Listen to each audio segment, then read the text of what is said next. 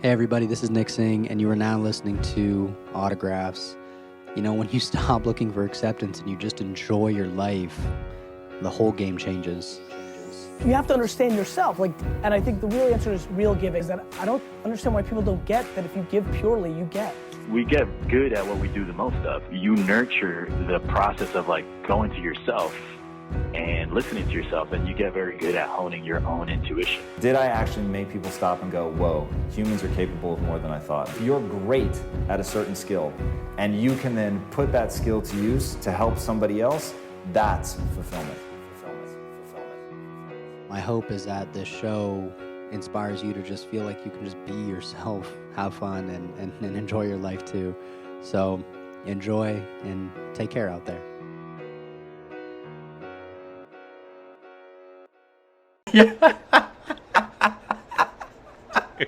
Yo, imagine if that's how I started podcast.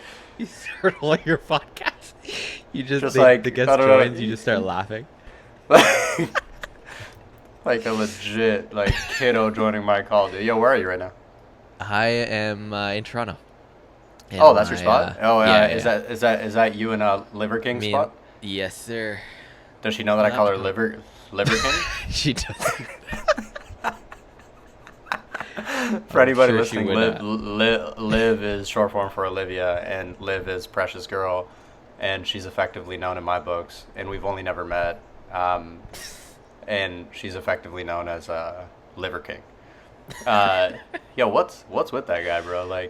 He eats balls, literally. Yeah, but do you see how he looks now? No. How's he looks look? he looks kind of beat up. Really? His skin, he aged 10 years in the last 2 months. After shit, dude, he does look a little beat up. Yeah, it's really kind of concerning, but he's so into the bit. Yeah, let me share my screen so everybody can see what the fuck is going on. So this is Liver King. If you guys don't know who Liver King is, he's this guy who literally only eats raw food and raw liver and legit cow testicles and shit. And he's a nut. But yo, dude, he really does. He's jacked. I mean, do you think he's on roids or something or? Yeah. So there's a couple of months ago he got called out. Can you see my screen, by the way? Can you Yeah. Can you see my screen? Okay, sick. Yeah. He got called out on an email thread that basically he was talking to his health person about all the roids that he was basically taking. So that got leaked, and then he made a whole apology, half apology video on his YouTube channel. Are you serious? Yeah, you gotta check it out. Dude, that's a massive scandal. It's so bad, yeah. Yo, are you calling on an Opal? I am, yeah. How'd No you know? fucking way, dude, because I can see, I'm not a fucking idiot, but, no, I'm totally kidding, but it says on here, that you're using an Opal C1.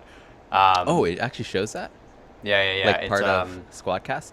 Yeah, have you used Squadcast before? No, I haven't. So I saw Descript owns it now, or? Yeah.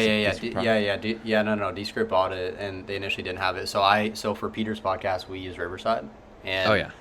I actually like Squadcast better. It's super clean. It just feels like a super user-friendly product, which is Yeah, sick. this looks simple. I like it. How you been though, man? I miss you, buddy. You been good? I know, and we gotta meet up. You gotta come First over. First question: does J Cal know you're doing this? No, he doesn't. Why not? I don't tell him every single thing that I'm doing. We should let him know. Yeah, I'm sure he'll watch 2 minutes of this. And Okay, well, who is J Cal for those who don't know who he is? Because no one cares about Presh. So yeah. I'm totally kidding. For context, Presh is I don't even know what to call your role these days. Is it chief of staff still? I don't know either, and I just updated my LinkedIn. It just says employee. Oh, really? Yeah. That's such a That's such a trick. So yeah. Just it's legit a thing in 2023 that it's kind of weird that jobs don't have real titles anymore. I don't know what to call myself either. It's producer, guy. But you also know? do other things than Yeah, producing as well. So it's yeah. Yeah, exactly. But in all seriousness, you've been good though, man. I miss you, buddy. You've been Yeah, man. How was y'all in Summit? Oh, it was good. It was this year was crazy because it was like 3 times bigger than last Let year. me time you out for literally 30 seconds because I Yeah. want to give anybody context. Oh, I'm gonna start this in like a false place, but I'm not gonna start this here, but I'll start it before this when we're joking around. But for anybody who doesn't know, I'll give 30 seconds on how we met. I DM Presh because he had photos of Shawn Mendes on his Instagram. And no, he didn't actually have photos of Shawn Mendes, but Shawn Mendes follows Presh on IG, and that's why. No, that's not why I DM'd him. I ended up DMing him because I thought what he did was really interesting. If you don't know, Jason Calacanis is a famous angel and VC in the Valley, in Silicon Valley. His track record precedes him. He's also the host of All In. He's a media personality in startup world. He's known as the dude. And Presh was his chief of staff, and now apparently has been promoted or demoted to employee. So I don't know where that all falls, but Presh has been just an incredible friend and a fantastic person to know that I'm grateful to call a friend. And I asked him to hop on the show just to shoot the shit. And so that's Presh. And now I'm asking him about the All In Summit, which is the All In podcast from Jason Calacanis. It's their annual in-person event. And so how I understand it is that, was it Friedman? He put it on this year, his team? Yeah, Friedberg. Yeah, Friedberg, yeah. So each year the besties is what the group of 4 call themselves. They decided each year they'll rotate. So one bestie will put on the conference. So we did it the first year, 2022, in Miami, which was great. We had like 800 people come out to that. And then this year, Friedberg's team was doing it, the production board, and they did a fantastic job. But it was 3 times bigger, so a lot more to consider. But I think it was all around a great event. Yeah, you guys rented out like a portion of the pier. It was really cool. Yeah, for one of the parties, it was our Barbie theme. So we split it up. Like for year 1, JCast team did everything. Our team did everything. Year 2, Friedberg's team did all the content. So during the day, organizing, and then our team, which is really just one person, Amber, on our team, who did the parties. And so we try to hit it out of the park with the party. So night 1 was James Bond. Night 2 was Barbie theme and Surfer Dude. Night 3 was cyberpunk, like Blade Runner theme, which is pretty sick too. And we had Grimes come out to DJ for like an hour. Did you really? That's fucking sick. Yeah. How do you guys pull such an eclectic group? Because obviously it makes sense to me that All In is like this notable thing right now. And you guys pulled Mr. Beast, you guys pulled Grimes, and you guys continually pull like really interesting people, and you have Elon on all the time, which is a hard person to get on just in general. And so is it just like the fact that the show is just this culture, because it is like this cultural thing right now. How does that feel being like on the inside of that? Are you guys insulated from that? Do you guys notice it? Are the teams now like, is Friedberg's team, Chamath's team, Zach's team, your team, are you guys now almost relying as a show as like a top of funnel driver for awareness for all the stuff you're doing and really looking to it as an entity, or is it still this like kind of running joke that this whole thing works, and it's just fun for everybody? Yeah, so the first part of that, like how we get these people, a lot of them are just aware of the show or are personal relationships from one of the besties. Like all 4 of the hosts have initially like their own brand before coming together as All In, and they're obviously super successful on their own and have a huge network, and so all of them combined just like magnifies their reach, right? And so mostly it's just relationships that they have. Like the Elon coming on frequently is a relationship from Jason. They've been good friends for a number of years, and then the Mr. Beast was like plays poker with Chamath, and so really and with the guys, yeah. So really? That's how they got wild. that. So like a lot of it, it's kind of funny, comes from just their personal relationships or like who they've met playing poker. So that's the guest piece, and they've made new relationships. Like now they're trying to get more people running for president in the U.S. On the show. Yeah, and like. So they're, did you guys have Vivek on or no? yeah, we had Vivek on. He was good. You guys had Robert Kennedy. Robert Kennedy, yeah. I was gonna say Robert Downey Jr. That would, like, let's face it, Downey Jr. would have been cooler than Kennedy. Like, it's just it's just a fact of the matter, dude. That's sick, man. I mean, it's really not like a huge like enterprise. It's still just the four of them. Like each week, they use it as a time to like catch up, like we're doing here. This is like the first time talking to you in a couple months. Yeah, no, but which we're is just lame. Filming a podcast.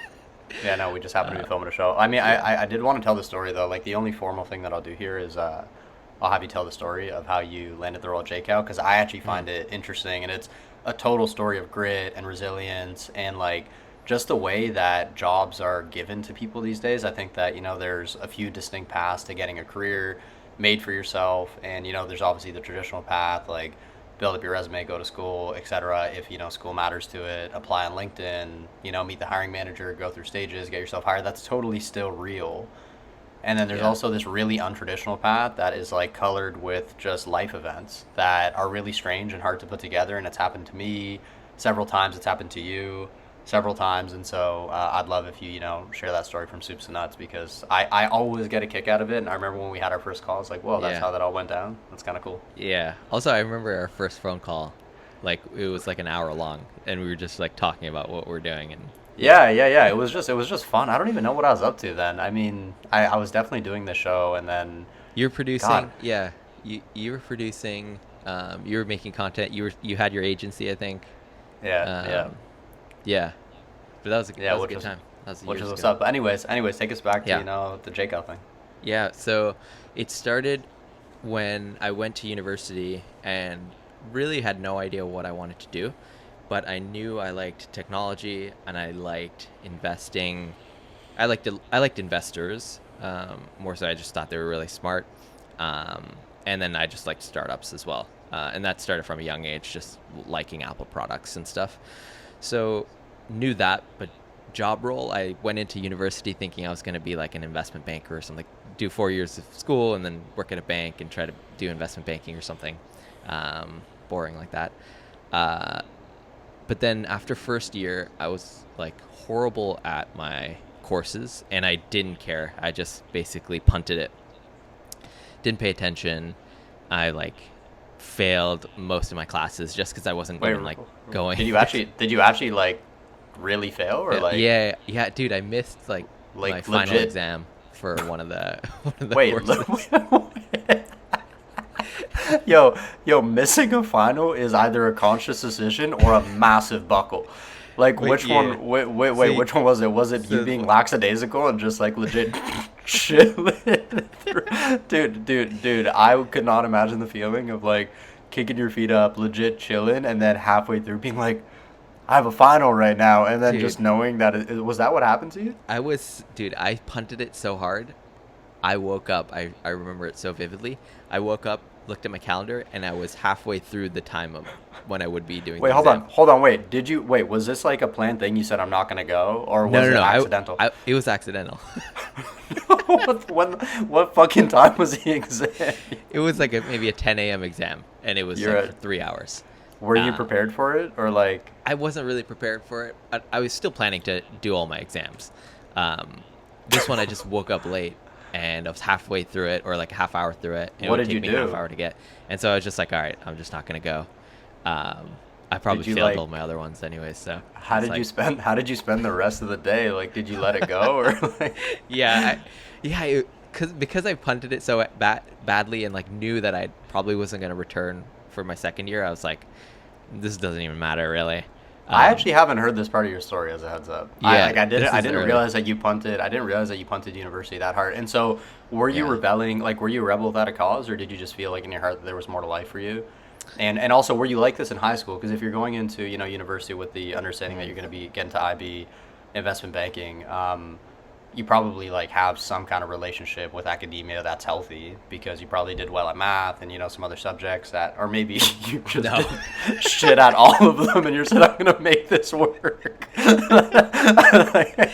It was pretty you just failed like all of the preliminary stuff that would like signal that you could do investment banking, and you just said, fuck it, I'm getting into this, man. I'm gonna elbow my fucking way into this industry.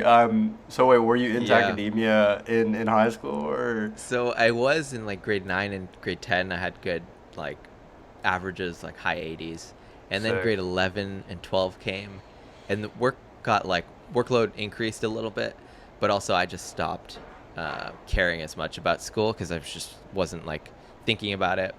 Everyone else was like preparing for like what college and university they wanted to go to, but that just wasn't like on my radar.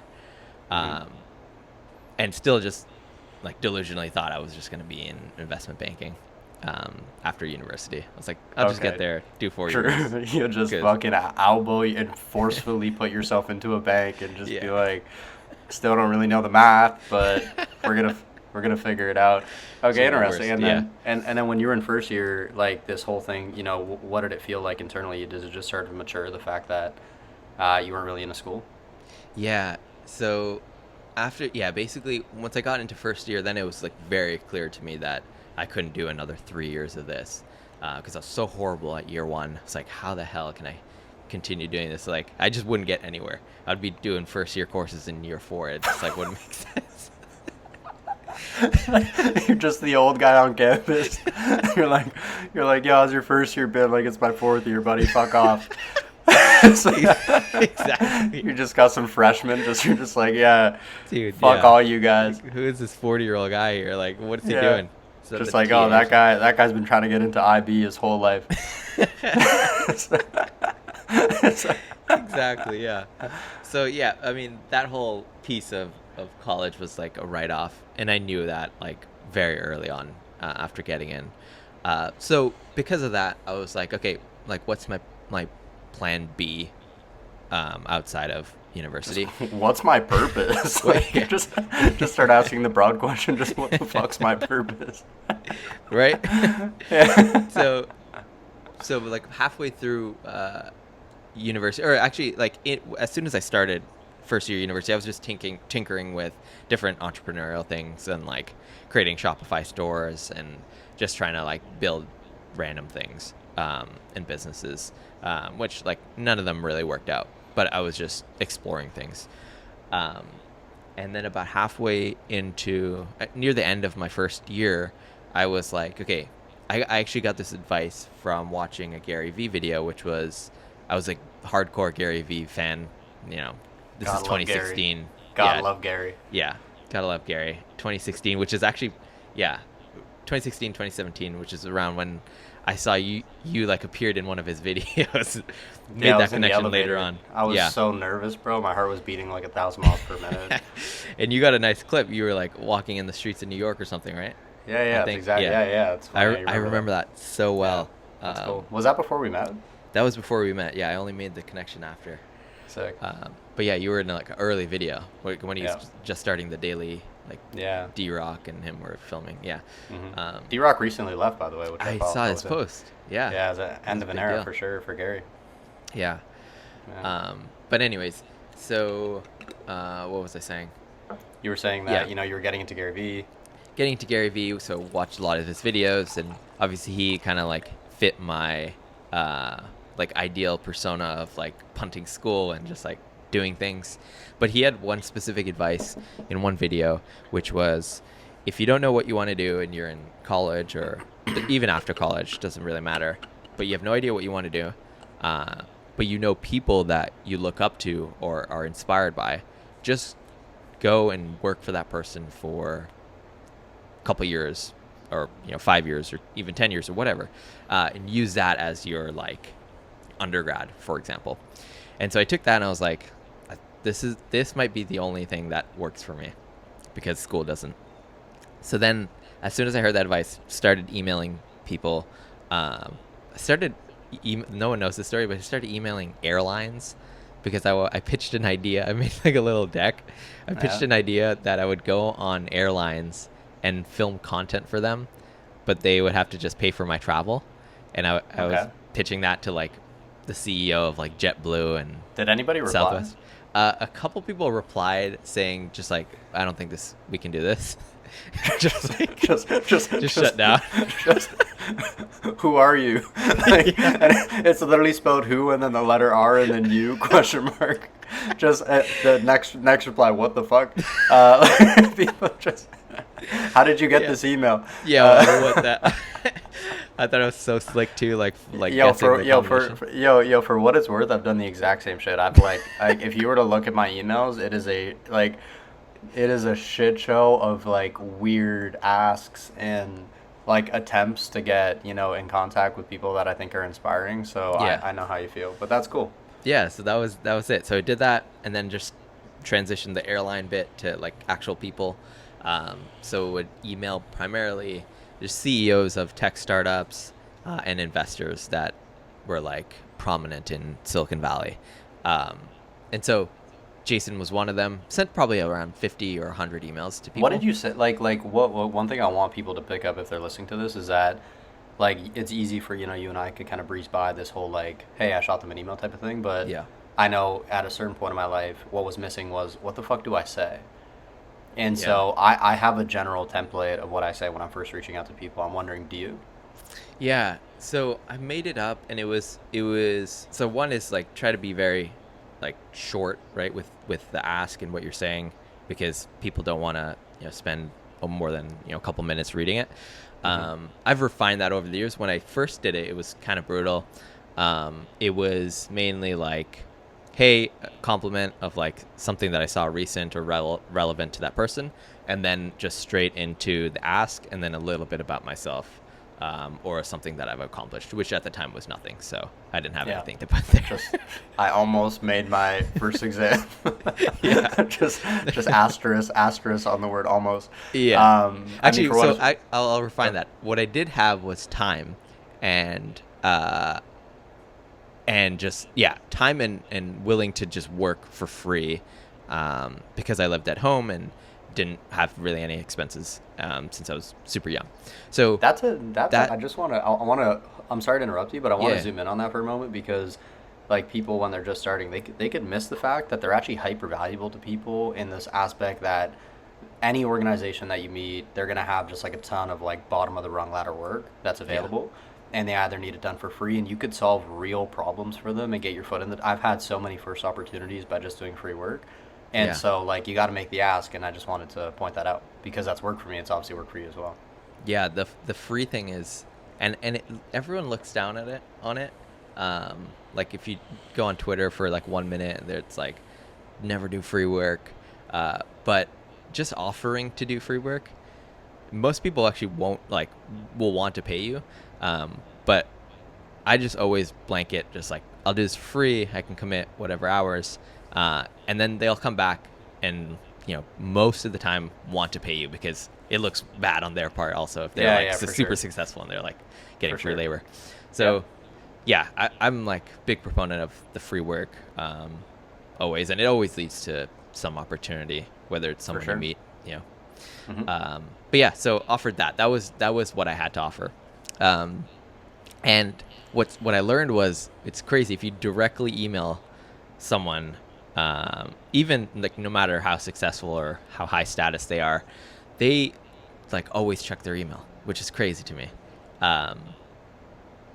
So yeah, you'll mostly get a chance if you can directly email someone. Like, don't go through like a manager or someone you find on LinkedIn. Just go straight and ask the CEO, ask the primary decision maker, or the founder for the opportunity. I found that works out better as well. 100%. I totally fucking agree. Okay, so anyways, I've like, fucking landmined you consistently throughout this conversation, but how did this all lead to J-Cal?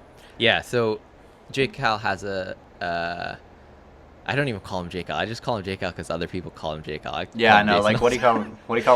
Jason. Jay? Does he go by Jay?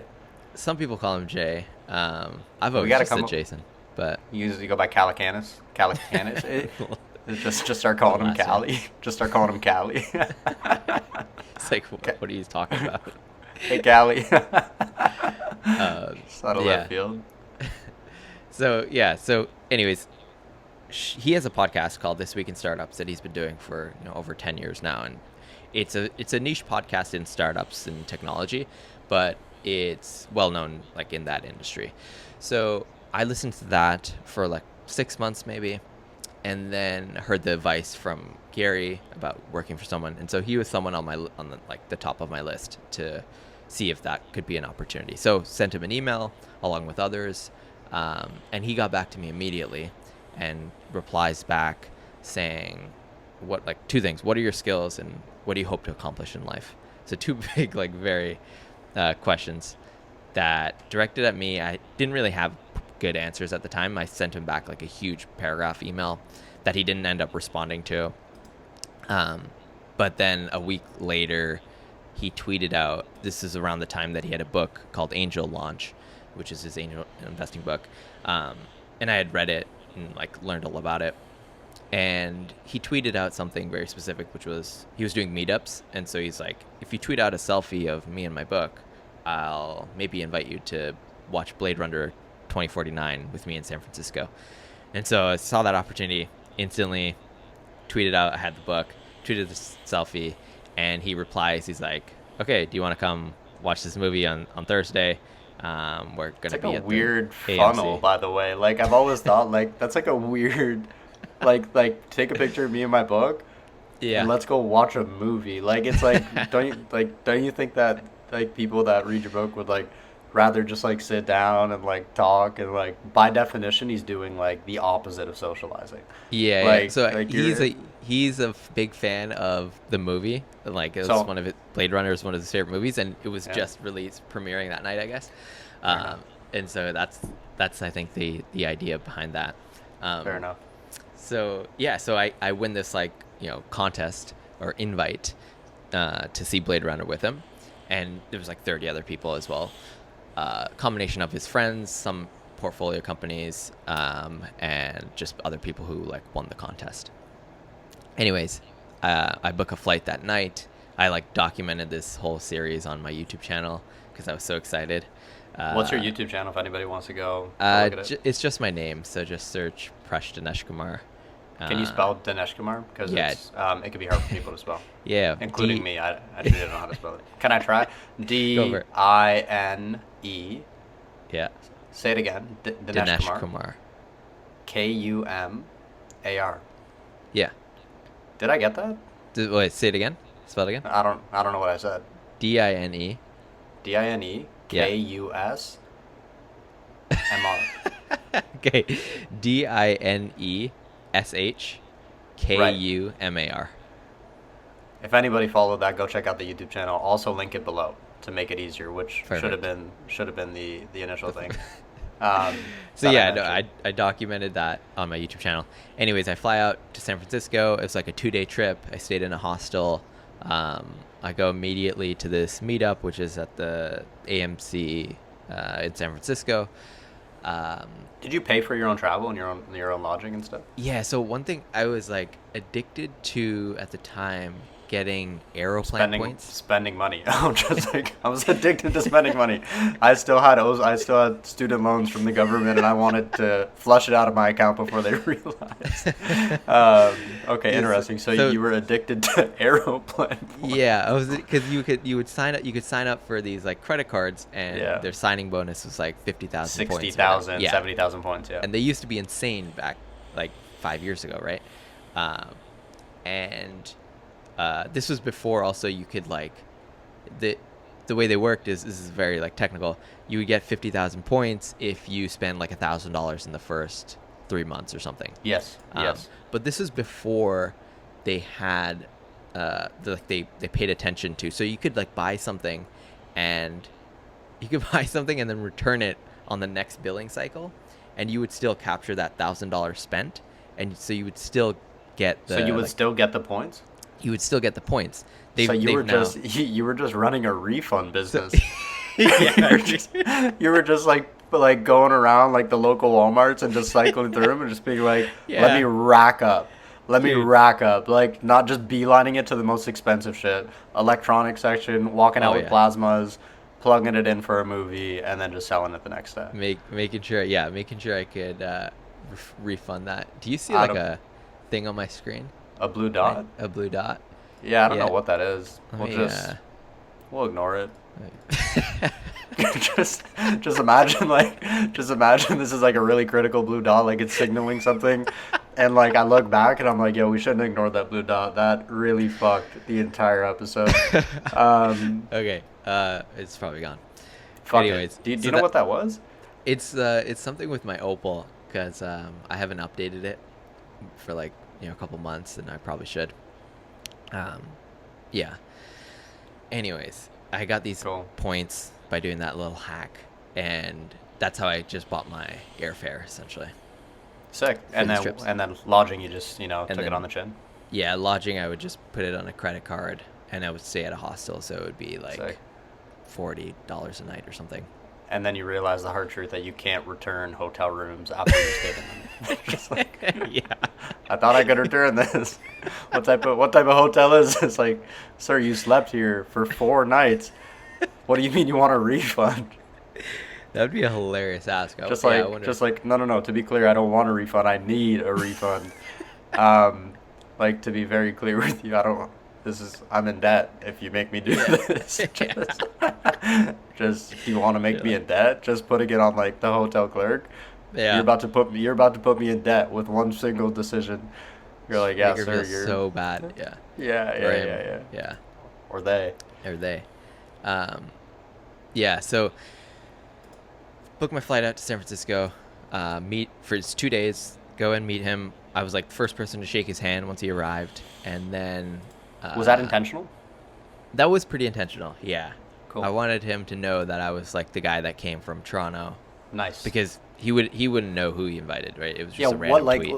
this is a cool moment because how did you make a first impression on him? Like, what did you say? Because I found myself in this circumstance too, and oftentimes I could get nervous and shit. Yeah, And me I too. blunder and I waffle and I'm like, oh fuck, and it's actually just frankly unavoidable. It just happens sometimes, and then you just try your best. Is the truth of like the best advice I could offer. But what did you do? Do you remember what you did? What you were focused on? What you wanted to say? Yeah, so I didn't want to be like annoying, right? And just go straight for the ask, because there's like, I was mindful of who was there. It was an event for the book, and just like a hangout session. So I didn't want to like be annoying. So all I did was I wanted him to know who I was and that I came from Toronto to see him, and then leave it on him to make the connection that like I was the guy who asked about the internship opportunity. Got it. Okay, So- cool. So first thing, he walks in, and then I go up to him, I shake his hand, and then I tell him who I am. I'm like, hey Jason, like I love your book. I'm Presh. I'm the guy from Toronto that tweeted out a selfie and you invited. He's like, oh yeah, from Toronto. I was like, yeah, I can't believe you came out. That's incredible. And then he made the connection right away. It was like, oh, you're the kid looking for an internship, and I'm like, yeah. And then he pawns me off to one of his portfolio companies, which is there. He's like, yeah, you want an internship? Go talk to one of my like companies. Got it. So like I wanted the job for him, but he was Yeah. like, go talk to this company, just as like a diversion thing. Which I was like, whatever. This is cool. I'll still talk to this company. And the company was Cafe X, which makes these like robotic cafe machines essentially. Cool. So talked to the founder, but like really it was like a quick, probably 30-second conversation with Jason Sure, at the yeah, time, yeah. right? I didn't want to take people wanted to talk to him. I didn't want to take up his time. So just shook his hand, told him who I was, and told him I liked the book. Right, very simple. Then we went in and watched the movie, or I talked to Henry, the CEO of Cafe X, and wasn't really wanting an internship there, but just talked to him. And learned a bit about his journey and that stuff, and then talked to other people that were there, and then we went in to watch the movie.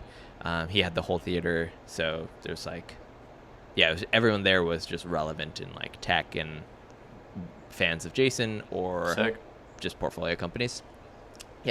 Watched the movie, and then that was like the only interaction with Jason that entire trip. The cool thing is like when you do these things, like other opportunities come. So at that event, I met the CEO of Superhuman, which is a email client. It's a big And company. he invited me to his office the following day, just because I told him like what I'm doing there. So like all these serendipitous things happen. Did you sleep in for that too? Definitely didn't sleep in there. Just imagine, God damn it. Just you look down at your clock. You're just like, this 10 a.m. to 11 a.m. slot just gets the best of me every fucking time. It's Just hilarious, all your dreams are just like on the other end of like waking up before 10 a.m. Literally, yeah. Yeah. Fair enough. Anyways, continue. Yeah, so I was just saying like that the whole serendipitous thing happens. when you put yourself out there. I've learned. And that was like my first real experience and encounter with that, because I got invited to their office, met a lot of people on the team.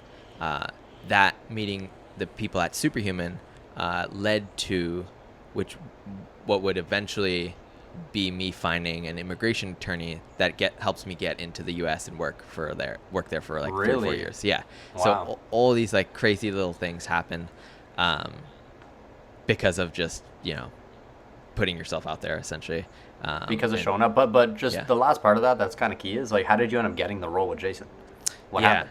Yeah. So what happened is after that conversation, he invited me to, the next day I followed up with him, right? So no opportunity the day of, right? I just put myself out there, told him who I was.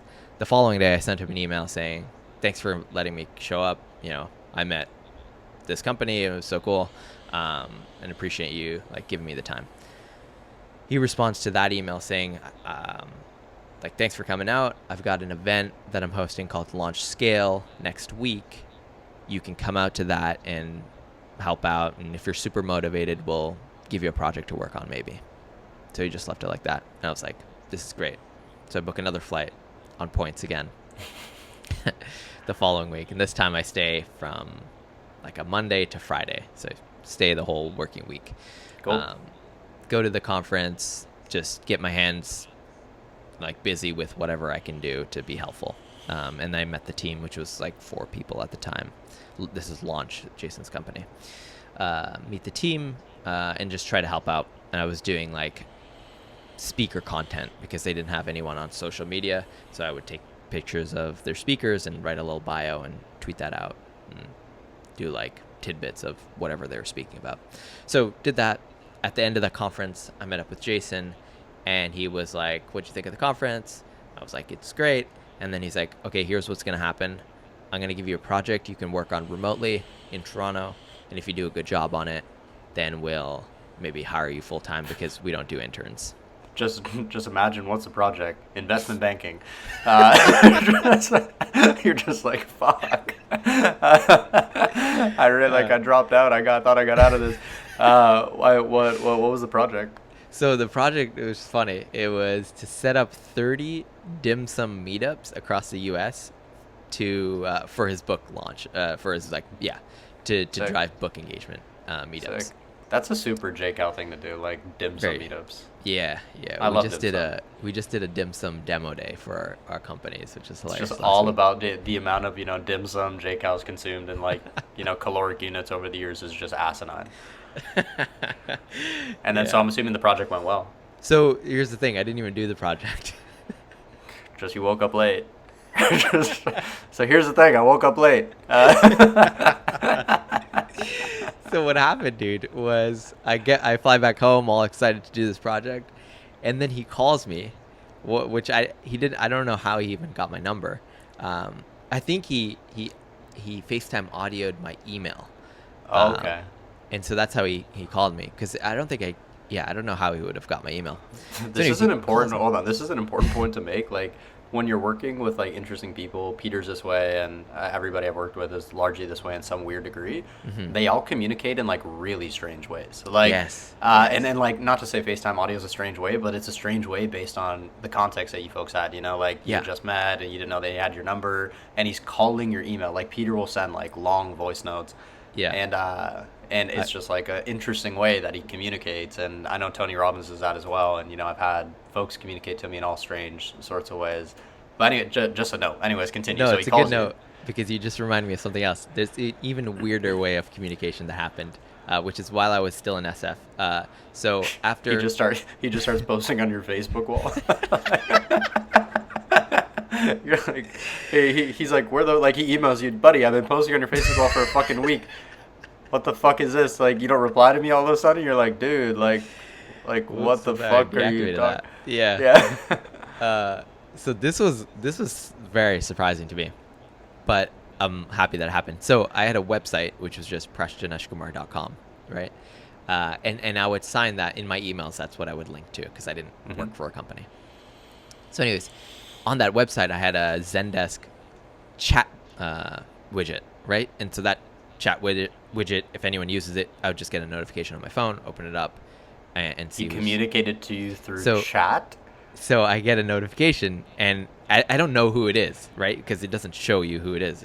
It's not that sophisticated. It just shows the IP address and where it's from. So it said San Francisco. I was like, oh, maybe this is him. So he's like, hey. And then I respond, hello. And then he's like, it's Jason. I'm like, hi, Jason. And then he goes and he explains, I want you to work on this project. And then he goes into finer detail of like the context that he gave me, right? Sure. And so he's like, I want it to be in 30 cities. I want it to happen over the next couple months. And you can find a venue for like 30, 40, 50 people. So he goes and he's like talking me through this. And I'm like, this is crazy. Like I'm getting an opportunity to work on a job through my website chat widget, which is like blowing my mind at the time. But anyways, just a hilarious way. That is funny. Yeah. So anyways, I get back home to Toronto and then he calls me and then he says basically his director of growth at the time, Troy, was handed in his 2 weeks and was like going to, I think, get engaged or something, right? And so he was leaving and Jason needed someone to help with marketing and growth for the podcast and events business. So he was like, hey, like my director of growth is leaving. I need someone to help with marketing. Do you want the job? We'll hire you as a contractor, a full-time contractor, and then we'll figure out how to get you to San Francisco eventually. So that was that. I was like, absolutely. I'm in. And wait, like, did you know anything about marketing and like this space, or you just take a leap of faith and say you're going to learn it on the way? Yeah, didn't really know much. I was interested in it, but technically speaking, like, didn't have any actual experience doing marketing. I'd run like a couple Facebook ads for a previous project that I was working on. But I figured I can just learn this on the way. I mean, that's awfully interesting. Like, I mean, now you're his right hand in a lot of ways. Quite literally. And so, chief of staffs are just generally people's right hands, and, they have like an array of stuff that they work on. And I know you lead the team at launch, and, you're a key and critical part of his ecosystem. My next question, and my last one for you are you happy here? And, is this where you see yourself being for a longer time? Earlier in the conversation, you mentioned that this was meant to be a part of your journey in finding. Yeah. And a part of your journey in searching. And, when we talk, I still very much so feel as though you're on that path. And I don't know how you view it these days. Has this, become a home for you, which is acceptable and admirable and really special if it has? Or do you feel that, there's a next step out there and, you're looking for what it is and where you at? Yeah. Where you want to take it? Yeah, it's a great question. So you're exactly right. I used this initially as like this is going to be my undergrad. And then it turned into my undergrad and like post-grad, like MBA. So now it's like all of that combined. I've worked for Jason and Launch for 6 years this month, actually. Wow. Which is an incredibly long time. So what's next?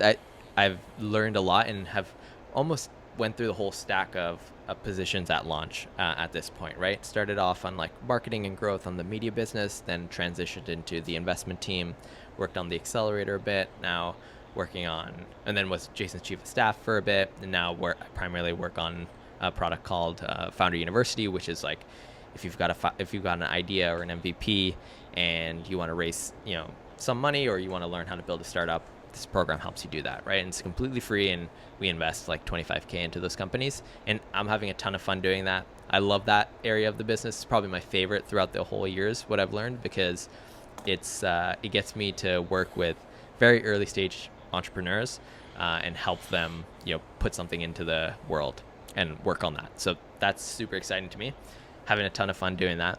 It also brings me to like my next thing, like what do I want to do after Launch? I've always wanted to start a company, and so naturally I spend time, all my days spent with founders.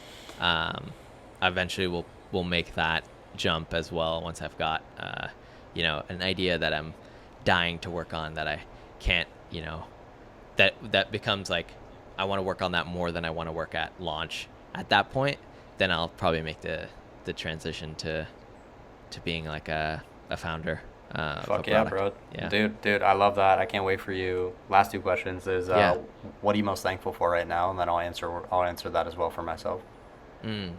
Okay.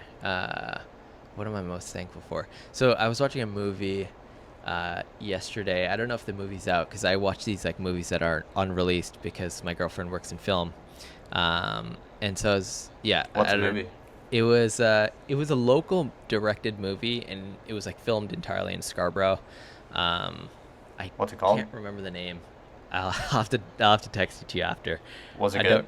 It was pretty good, yeah. But essentially in the movie, the main character's father has an early he's developing Parkinson's essentially. So the kid is like dealing with these struggles and like taking his dad to appointments, and his family is also separated, and there's like just a lot of pressure on this kid, right? And it just, to tie it back to your question, I'm just super thankful I have like, families all in good health, and I don't have that. There's like no additional pressure on me. Nothing really prepares you for that, and so I'm just thankful to have a happy and healthy family. Dude, that's such a beautiful answer, and I'm happy that that's your case. Not everybody has that, so that's fucking awesome. Yeah. I would say that to answer for myself, what I'm thankful for right now. Yeah. I'm thankful for this book. This is called Jesus is Calling. I have it on my desk. Nice. And so I'm spiritual. I grew up Catholic. I don't prescribe to any particular religion. I believe God loved the universe. And I don't tell anybody what to believe in spiritually. I think whatever you believe in spiritually, you should practice.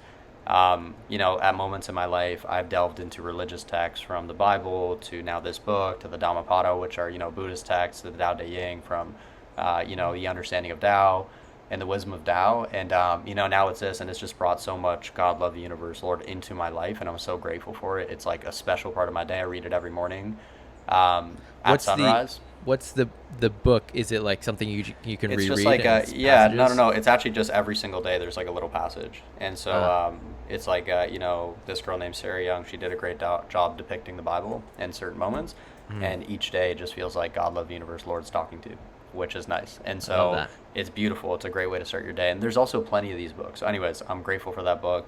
Great day to start my day with Lord, love God, the universe, and I love it.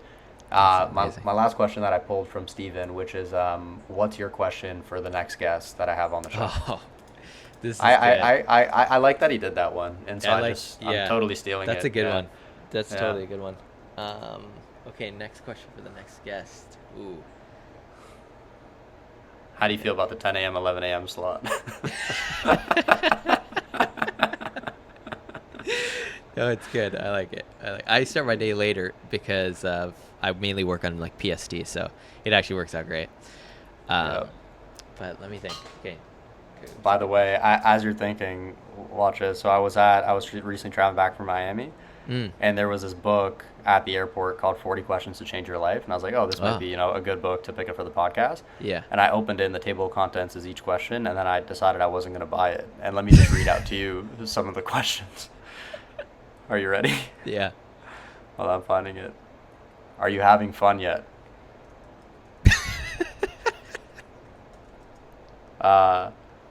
This is a whole question here. You ready? Why? Why not? Why not you? Why not now?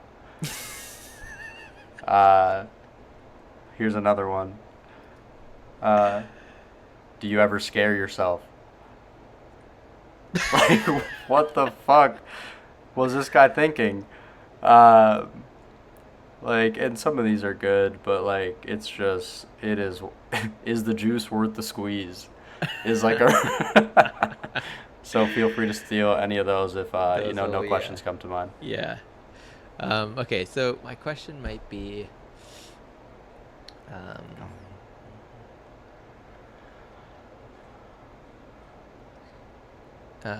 is there a defining moment in your career that led you to where you are? And that can be like an early just like decision that you made of, for me it was like dropping out of school because I didn't know, I didn't really enjoy it, and so I knew that wasn't the path, but then did whatever I could to find something else. And so like was there an early decision in your next guest's career that led them to where they are? Dude, I love that. That's going to be really fun. I think next I'm talking to Tyler Schmidt, which is he does what you do for Gary Vee. Yes. And so he's have you ever had a chance to speak with him?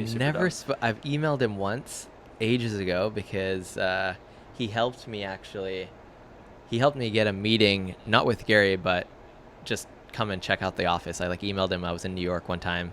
Oh, wow. Like in 2017.